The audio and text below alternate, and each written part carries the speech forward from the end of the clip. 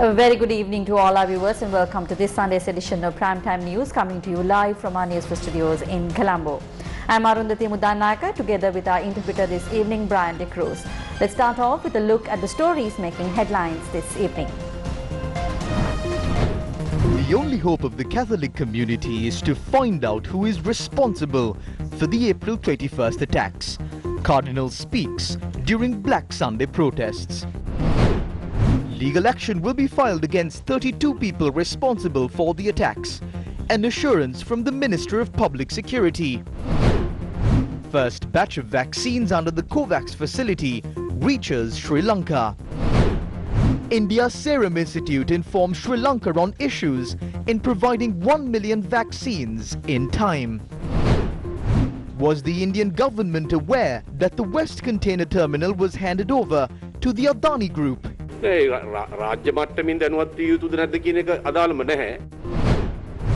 Sapugala farmers launch fast unto death again.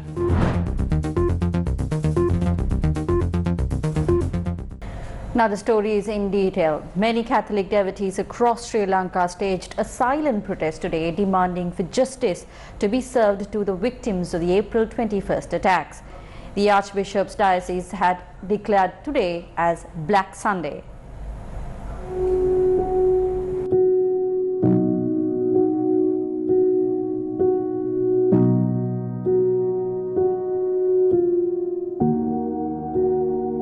Catholic devotees attended Sunday Mass today clad in black, and the bells at Catholic churches were tolled at 8:45 this morning in memory of those who lost their lives in the April 21st attacks.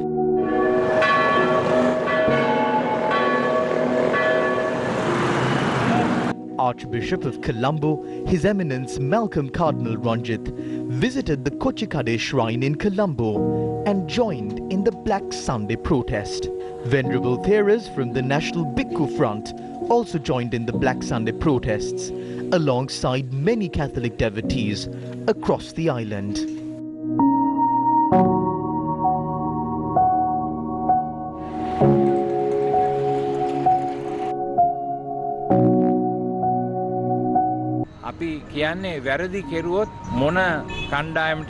If a person has done something wrong, it does not matter which team he is on. What is wrong is wrong. The government must show us that there is a proper plan to reach a permanent solution. That is what we expect from the President and the Prime Minister.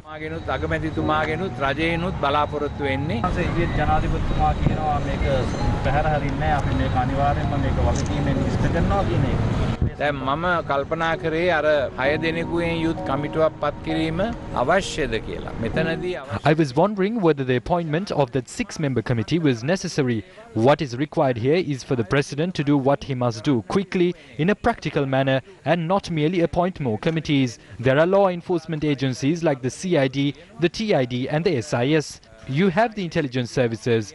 All of these institutions must be used to assess the information on this incident and the identities of the responsible people.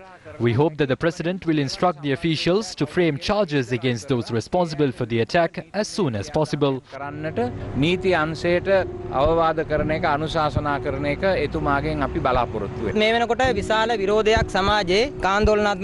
There is an opinion building up among the general public that certain parts of the Commission report are missing. This government must answer these allegations, because we saw that the President acted very swiftly when the report of the Presidential Commission that probed political victimization was released. This report must reveal the details of those who supported the attacks, those who planned the attacks and those who were directly involved in the attacks. There are stories of international influence and also local involvement in these attacks. There are people in the society who believe that some people used this tragic incident to rise to power over the remains of these victims. This government must respond to all of these allegations.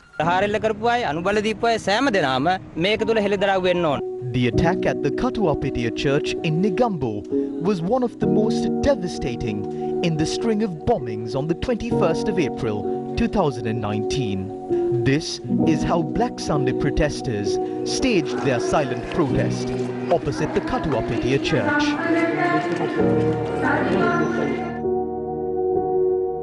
His Eminence Malcolm Cardinal Ranjit visited the Katuapitia St. Sebastian's Church at 11 this afternoon and prayed for the victims of the attack.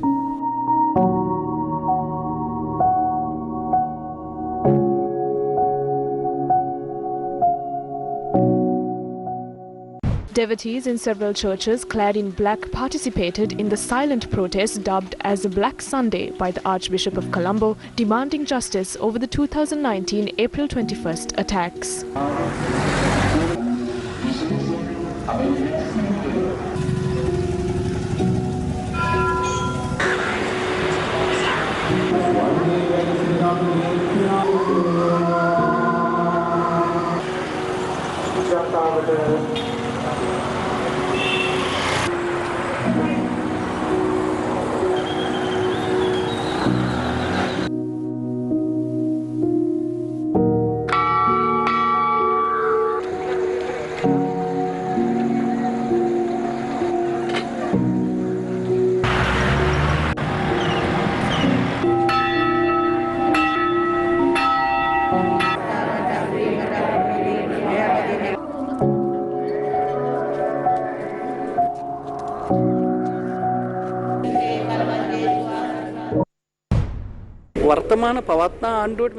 The present government only has the responsibility of taking action against this. They don't have to bear the responsibility over the report or the attacks. I saw that views had been expressed to newspapers on former President Maithripala Sirisena, insisting that he should be held responsible for this. I vehemently oppose that. Such statements can be expressed citing that he had absconded his duties or shirked in his responsibilities. But you might recall how the President didn't even have the powers to remove the Inspector General of Police. Mahinda Rajapaksa was the Prime Minister during the 52-day government. Ranil Wickremesinghe was appointed as the Prime Minister again under the presidency of Maithripala Sirisena. During that period, he faced difficulties in securing his position, let alone protecting the country.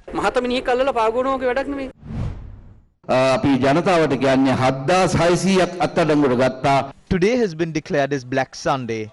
We can understand the situation of the Cardinal, as it has been 2 years now and a court case has not been filed against this. But we wish to remind the people that 7,600 people had been arrested. This figure then reduced to approximately 300. We have prepared 8 files relating to 8 incidents surrounding the arrested individuals and sent them to the Attorney General. These 8 files have been sent to frame murder charges against 32 individuals. 241 suspects are under remand custody. The Attorney General has been waiting for the report of the Presidential Commission. The Presidential Commission's report has been given to him. I believe that he has appointed a 12-member committee to act upon these findings. They are taking steps to file cases in the court in the coming days.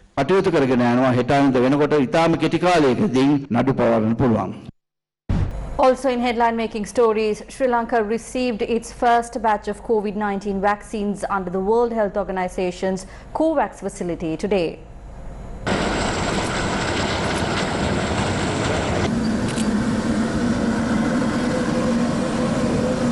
$264,000 doses of the Oxford AstraZeneca vaccine reached the Bandaranaike International Airport at around 2:15 a.m. today.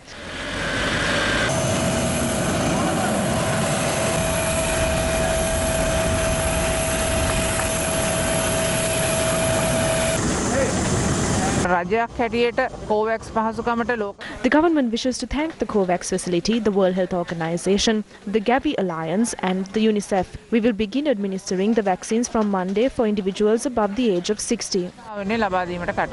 The vaccines had been purchased by the UNICEF and donated to Sri Lanka under the COVAX facility of the World Health Organization. Up to yesterday, we have vaccinated more than 700,000 people in this country. We are getting 20% of population that COVAX facility. It is about 4.1 million vaccine doses we are expecting. We will hope to continue the vaccination program as we planned. UNICEF is proud to have supported Sri Lanka's preparedness efforts to receive the vaccines and to roll out the vaccination plans as part of the National Deployment and Vaccination Plan of the Ministry of Health.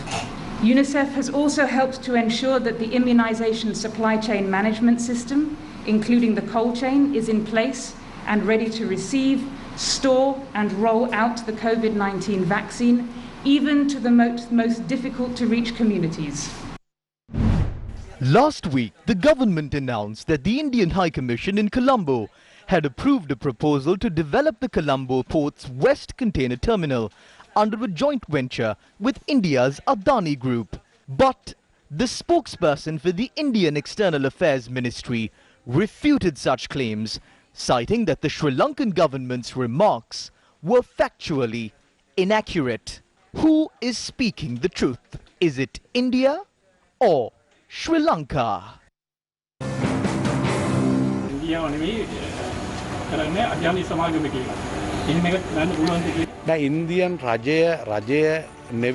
It is not the Indian government that is going to invest in the project. It is a listed company in India. The company in question is a listed one that is managing important terminals across the world. It is this company that is preparing to invest in the terminal. listed company එකක් ඒ අය තමයි අපිත් එක්ක මේ බටහිර ජටිය සම්බන්ධයෙන් ආයෝජනය කරන්න ලෑස්ති වෙලා ඉන්නේ. ඒ කියන්නේ නැගෙනහිර ජටිය. The East Container Terminal will be developed by the Sri Lanka Ports Authority, while the West Container Terminal, in which construction work has not begun yet, is to be developed under a public-private partnership. A private partnership can involve a company from India or any other country.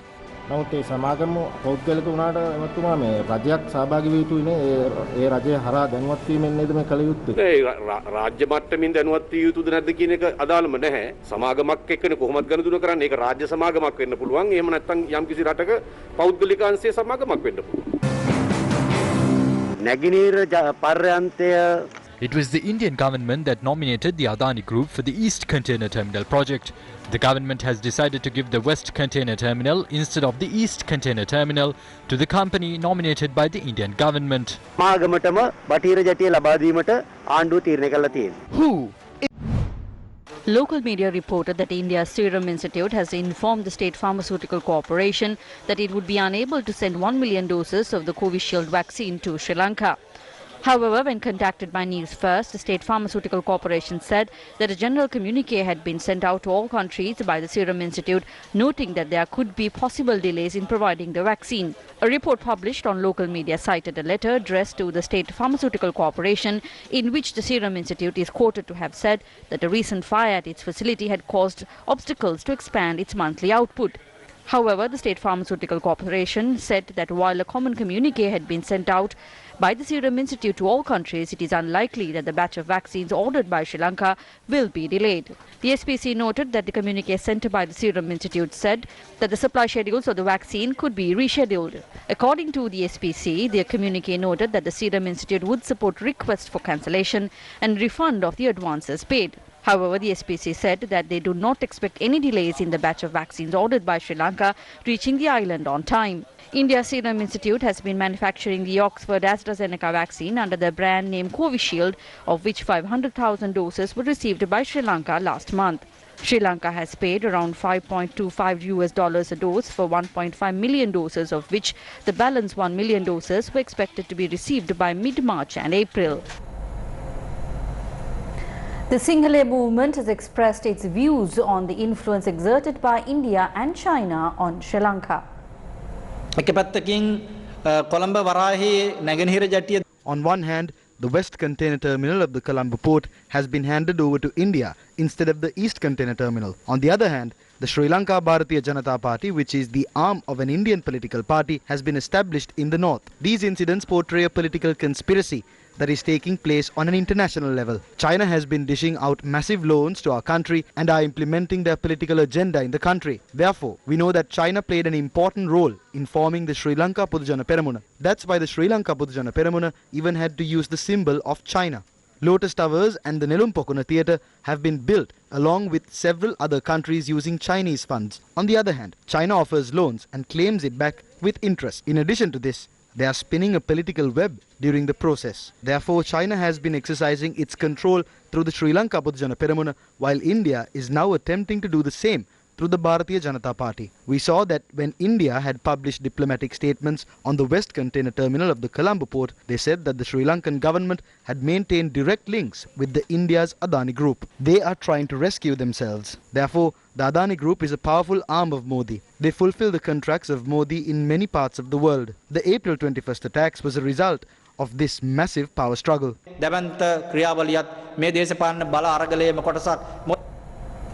It has been 50 days since farmers of Valsapugala have demanded authorities to gazette a managed wild elephant reserve in the area. The farmers have been carrying out their struggle to protect the lives of elephants and humans while lands continue to be distributed among political allies. A fast unto death campaign was launched today after the continuous Satyagraha campaign carried out by farmers proved futile. Farmers of Valsapugala launched a Satyagraha campaign on the 18th of January, demanding authorities to gazette a managed wild elephant reserve in the area. 86 agrarian organizations supported the Satyagraha campaign as the fast unto death was launched for the second time in recent months. මාසෙකින් මේ ප්‍රශ්නය විසඳනවා කියන පොරොන්දුව මත I called off the hunger fast based on the promise that it would be resolved in a month and then engaged in the Satyagraha campaign. We will not agree to see this promise being delayed. Until a relevant official undertakes responsibility for this, I will not call off the hunger fast even if I lose my life. I wish to promise that I will not even consume water from noon tomorrow. 12න් පස්සේ මම වතුරවත් පානය කරන්නේ නැහැ කියන ප්‍රතිඥාවත් මේ අවස්ථාවේදී ලබා දෙනවා. The hunger fast, launched for the first time by the president of the organization, was called off on the 23rd of January after Minister Chamal Rajpaksa visited the location and promised to provide a solution to the problem. මේක gazette එකක් දෙන්නේ කවද්ද කියලා නිශ්චිත දිනයක් දුන්නොත් නැත්නම් මම මෙතන මැරෙන්න කියලා. අද දෙන්න මාසයක් පන්සම්. එහෙනම් මේ වයිදයක් විතරනවා. මාසෙ දිනේ තමයි පෙබරවාරි 23. On the 23rd of February, a month after the promise was made, the government said that cabinet approval had been granted to establish a managed wild elephant reserve. Although co-cabinet spokesperson Minister Ramesh Pathurana said that the gazette would be published in the coming week, the promise had not materialized. Minister Chamal Rajpaksa made these remarks responding to journalists on his promise. I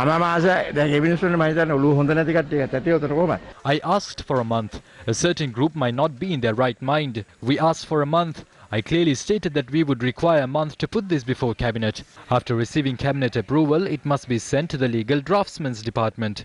It can be presented to parliament only after that. News First continues to report these matters for the people of this country. As such, we do not require an endorsement from anyone except from the people.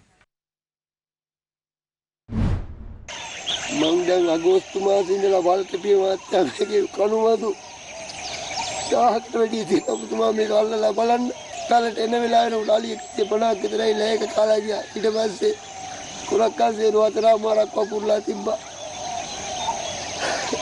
रे उसे हुआ मरे कैवड़ी के कितनी लड़ो के लदने मां कितने अन्य हाथ करने में सूट के मारते हो ये भी आधे करते ता मारू करेंगे बड़े काला नहीं बात है वहाँ पे काला बिजली का लकड़ा हो गया टिकले के काला अड़ू चले बात है दाने आते हैं कुरक्कन करना किसी नहीं है तू ताई माई देना अब कार काटतेला दिखाई भी सही दिला पाई हमारा ना कांगी आली कांडी पलगा आठ मेरी तावड़ी के पुताई माई देना मारना पुता की बताता अलिंद कथा करने पा गमे गड्डी तो वो की अंडी के लगने न तुंदे कई लगी आया आला इस बात से काउ कुत्ता नहीं ये लक्ष्य नाय वेला तमाम मेरे कोटला में करे. These are the grievances of a farmer in the Hirolugama village in the Kurunegala district. While responsible officials spent their nights in the comfort of their homes, a herd of elephants that stormed into the village last night destroyed 5 acres of land in which finger millet had been cultivated. The farmer broke down in tears while speaking to News First as he grieved over his children's hunger. Farmers in the villages of Siambalaveva and Karwalagasveva also face a similar fate. According to area residents, complaints made to the Megalava Wildlife Office have fallen on deaf ears. Wild elephants from the Kahalapale Reserve encroach into these villages throughout the day. මේ අලියට තිබ්බට වැඩකුත් නැහැ. මේ යට මොන හරි විසඳුමක් ගන්න ඕනේ. අපි ජීවත් වෙන්න විදියකුත් නැහැ. අවුරුදු 5න් 5ට වාගේ මේ රයිවල් පත් කරනවා. ඒ පත් කරලා 7 වැඩක් නැහැ. විඳින දුක කාටවත් කීවට වැඩකුත් නැහැ. කාටද කියන්නේ? දෙයියොන්ට කියනවා මිසක් වෙන අය කියන්න කෙනෙක්ම නැහැ දැන්. අපි අන්ත අසරණයි. Views were expressed over the clearing of lands in Ratnapura during an event held today. The rulers have been blinded by the soaring levels of debt. They invite entities to take over these lands in forests. They also give away islands and terminals while expecting a financial commission. They're using power to divide lands among Sinharaja, Wilpattu, the Trikonamadu Reserve and other national parks. After giving away these national resources, they will use power to destroy the nation, create religious divisions and then return to their ancestral nation. They will return to the US or Europe. Do we hold another citizenship to live in a foreign country? Members of the indigenous community inhabit the Pollebad area. 5,426 acres of land has been distributed among 15 companies. All these companies have installed an electric fence surrounding these lands in the area. The 5,426 acres of land is not just bare land. It covers land in the mountains as well. The lands have been sold along with the mountains. There are waterways in this land area as well. They too have been sold off. Some companies have begun the cultivation of ginger. These companies have installed electric fences and iron poles. They have completely sealed off the area to prevent elephants from encroaching into it. Wild elephants once inhabited these lands, including the waterways. Once the fences have been installed, where can the elephants live? This is why the elephants are now roaming around Pollebad. අලි හිටපු තැන් ඒ කන්ද ඒ ජලමූලාශ්‍ර වල අලි වතුර බීපු තැන් දැන් ලස්සනට වැට ගැහුවට පස්සේ අලි ඉන්නේ කොහෙද අරක ඇතුළේ ඉන්න බෑනේ දැන් අලි ඉන්නේ පොල්ලෙබැද්දි. A group that participated in a motor vehicle rally from the Homagama town to the Imbulkande area in Horana took part in a tree planting ceremony afterwards. As a person who advocates for democracy, ideally I must not say that the environment is more important than democracy. But unfortunately, we have been prompted to express these views in our country. If democracy fails, we will be able to re-establish it even after several years. If development activities slow down, we will be able to accelerate it at some point of time. If human rights were violated at any point, we will be able to provide redress at any moment. But if the ecosystem is destroyed, it will take thousands of years to recover it. We urge political authorities to halt environmental destruction that is taking place under the guise of development. The public must think thrice before electing such individuals to Parliament and the Provincial Council. The public must bear that responsibility. The suspects linked to the murder of the former editor of the Sunday Leader Lasantha Wickrematunge are yet to be identified 12 years since the horrific incident took place in broad daylight. Last night we focused on the broad scope and state of the investigations following Lasantha's daughter Ahimsa Wickrematunge's opinion piece to the Washington Post. Tonight's report focuses on 5 unanswered questions that continue to surround this crime. How was the murder carried out? At the time, the judicial medical officer of the Kalubovilla Teaching Hospital claimed that Lasantha Wickrematunge had sustained 12 gunshot injuries. But the government analyst, as well as the professor who performed the surgery on the journalist, ruled out shooting in their reports. When Lasantha's remains were exhumed on the 27th of September 2016, it was confirmed that he had not died of gunshot injuries. Were the weapons used in the murder recovered during the investigations? On the 27th of January 2009, a motorcycle belonging to a resident of Vaunia, believed to be used in the killing, was recovered from a swamp in Attidia. At the time of recovery, it had been more than a week since 2 individuals, including the owner of the motorcycle, were abducted and murdered. How can the mystery of the motorcycle and its owners be explained? The notebook containing vital evidence. Lasantha Wickrematunge's notebook, where he allegedly noted down the number of motorcycles that had been following him on that fateful day, was transferred from the possession of the officer in charge of the Mount Lavinia Police Crimes Branch to a deputy police chief in the area. At that time, both officers were arrested in February 2018 over charges of concealing evidence, but were granted bail on the 2nd of July in the same year. What happened to the notebook and the vital piece of evidence? Telephone records. Investigations carried out by the Terrorism Investigation Division revealed 5 telephone numbers believed to be linked to the killing. A resident of Nuerelia, identified as the bearer of the national identity card registered to these numbers, was arrested along with an army intelligence officer. But the owner of these numbers had died in prison on the 13th of October 2011, while the intelligence officer had been released from all charges due to lack of evidence on the 6th of September 2013. What happened to the telephone records? Investigations carried out by various units. On the 25th of November 2009, investigations launched by the Crimes Branch of the Mount Lavinia Police into the incident had been transferred to the Criminal Investigations Department.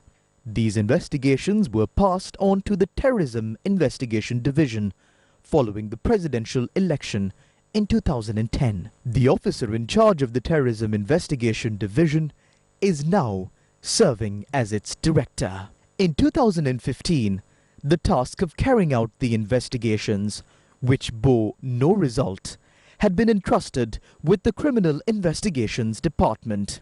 The Criminal Investigations Department director, who uncovered several vital pieces of evidence at the time, is now in prison.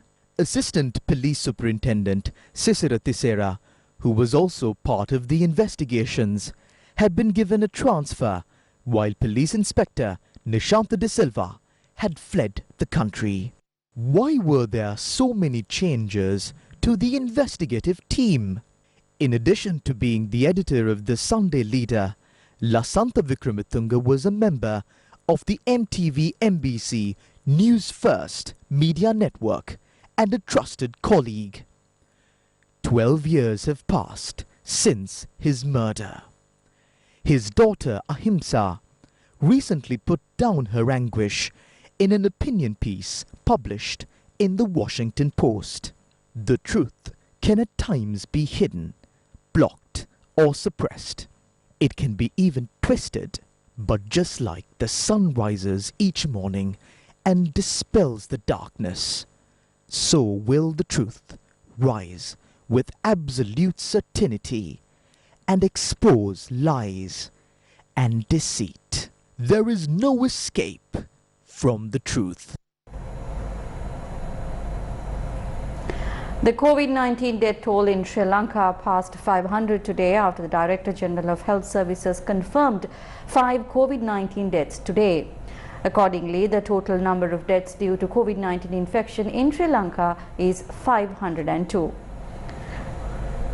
With that, we wrap up tonight's edition of Primetime News. But we leave you tonight with certain remarks expressed by Dr. Nalinda Jatisa on the Presidential Commission that probed the April 21st attacks. Good night. The epilogue. They rode to power on the April 21st attacks. When the report was released, the people began to point out that it has not identified the masterminds of the attacks.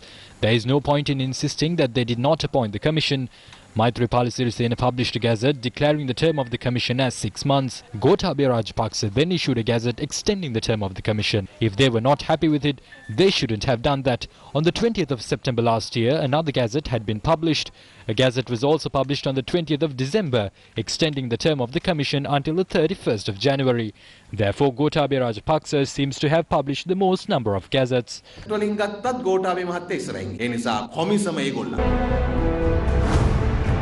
The epilogue.